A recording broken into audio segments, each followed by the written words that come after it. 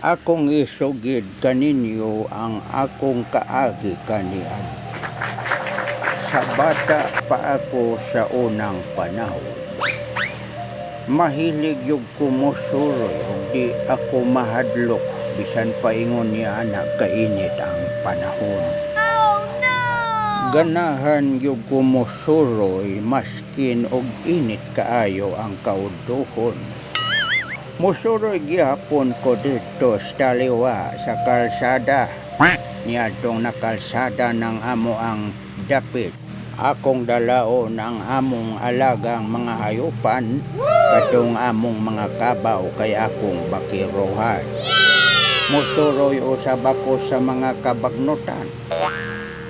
Adtos mga dagkong punuan sa kahoy. Dili gyud nato kalimod og kalikayan kining bata tubong bukid. Doon na ginay daladalang tirador. Mahilig ko manirador ni adto og kaning mga langgam. Kay ako kining sudano. Kani adtong bata pa ko. Duol rami sa tubig. Pero tagsara ko maligo. Tungod kay wala gyud ko'y amor ni anang ligo-ligo. Hinoon magbasa-basa o magtimpasaw sa tubig. Ganahan kay ko. Ilabi na gyud kung dalaon ko sa akong amahan kaniadto manglimas og sapa. Tungod kay maugyoy akong naandan kaniadto nga sigiyog ko niyang uban-ubanon. Muadto sa kami sa balon aron magkabuog tubig. Medyo layo-layo gayod kadtong among balon katong tubod ingon ini yung porma. Gikan usab sa eskwelahan ako magsigig yung sindahan og hapit niya ng kabagnutan. Tungod kay mangita ko og sideline na kong mga damang kay akong ibaligya sa eskwelahan aron makapalit ko sa akong mga kinahanglan.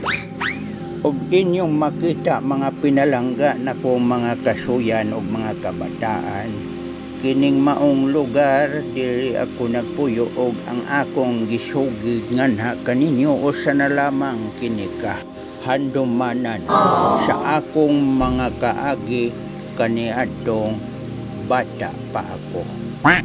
Kaniadtong bata pa ko, mabalaw gyud kog hupo-hupo og hapa-hapa nining mga langgam kay para ako kining matiraduran.